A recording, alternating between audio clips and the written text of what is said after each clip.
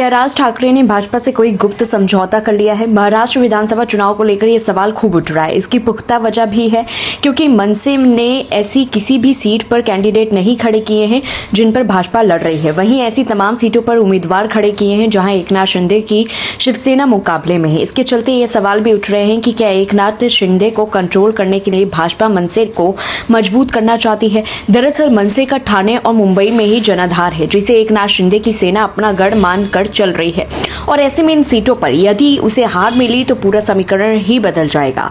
सोमवार को नामांकन वापसी का आखिरी दिन था। इसके साथ ही पूरे प्रदेश में चुनावी फाइट की तस्वीरें साफ हो गई। मनसे ने मुंबई की 36 में से 25 सीटों पर कैंडिडेट उतारे। महायुति में यहां भाजपा 10 सीटों पर उतरी जबकि शिवसेना 12 पर लड़ रही है।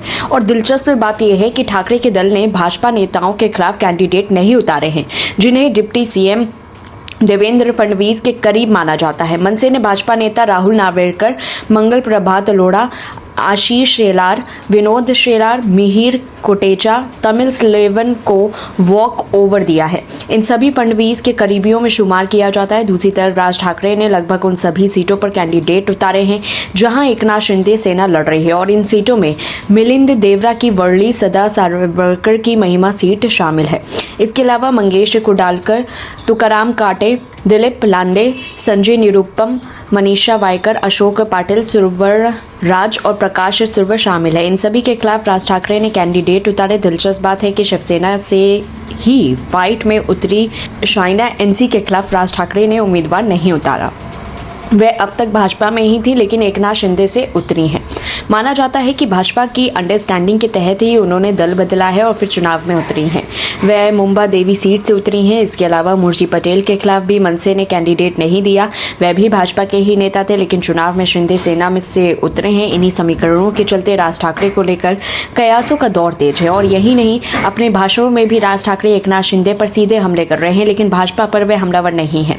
वहीं मनसे चीफ राज ठाकरे ने कहा कि पिछले 5 वर्षों में बगावत, पार्टी तोड़ना, एक दूसरे का चुनाव चिन्ह लेना यही चल रहा है। उन्होंने शिवसेना के विभाजन पर चचेरे भाई उद्धव ठाकरे और सीएम एकनाथ शिंदे दोनों पर निशाना साधा। राज ठाकरे ने कहा कि शिवसेना और धनुष बाण ना तो उद्धव ठाकरे की प्रॉपर्टी है और ना ही एकनाथ शिंदे की प्रॉपर्टी। ये दोनों बाला साहेब ठाकरे की है। उनके जाने के बाद सौदा कर रहे हैं। राज ठाकरे ने आरोप लगाया कि महाराष्ट्र में तोड़फोड़ की राजनीति की शुरुआत शरद पवार ने की।